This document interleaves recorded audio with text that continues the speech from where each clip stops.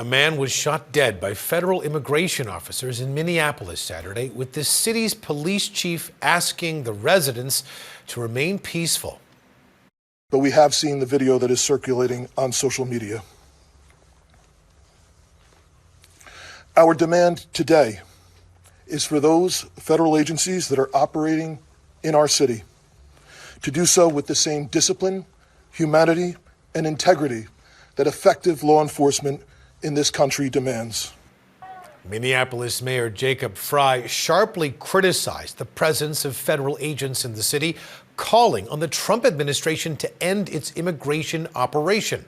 Federal authorities say the man had a firearm and that the situation was evolving, with the Department of Homeland Security also distributing a photo of a handgun they said was on the deceased. Saturday's shooting comes as protests continue in the city following the January 7th killing of 37-year-old Renee Good, who was also shot by a federal agent. Investigations are now underway as tensions remain high in the community. Speaking to the people of Minnesota right now, I hear that scream from you, and I'll continue to plead and ask you for peace. And I know the answer is you ask us for peace and we give it, and we get shot in the face on the streets coming out of a donut shop. We cannot give them what they want. I don't know how to say this in so many terms, to watch the madness that we've witnessed over this last week coming out of the White House and what it's doing here.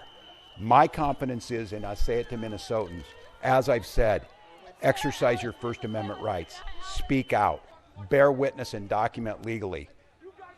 But I understand the risk in that, and I understand the courage that it takes to have people out there doing this. Thank God we have video, because according to DHS, these 7 heroic guys took an onslaught of a battalion against them or something. It's nonsense, people. It is nonsense, and it's lies. So my confidence is this, Minnesotans. You know who you are, and you demonstrate it every single day, and we damn sure know who these people are.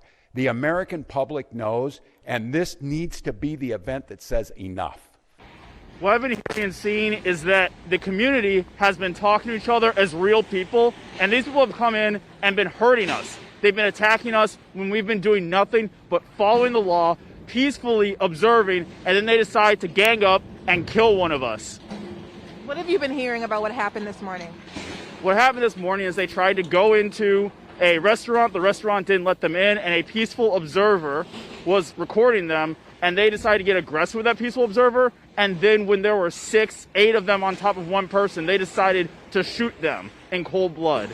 A neighbor was murdered. One of our regular pub attenders was right there. I mean, they were murdered on the street. Well, I mean, how are you supposed to respond? It's ludicrous. It's crazy. We shut down yesterday. We're going to have to be closed today. It affects, there's a lot of ripples, not just emotionally, spiritually in people's lives, but economically in the neighborhoods and businesses. But as a business owner, you pour into this community. I've been in this neighborhood for 40 years. I was a pastor for 38, 2 blocks down. How would you describe this time now compared to any of the other times you've seen? Well, it reminds me of the Middle East. It's total chaos, military presence, invasion. Everybody in Minnesota wants these folks out. 2 people have been murdered. I just think that we need to stand together, and we need to tell the truth about what we see and not let others tell us what we're seeing. No. It's this tiny, isn't it?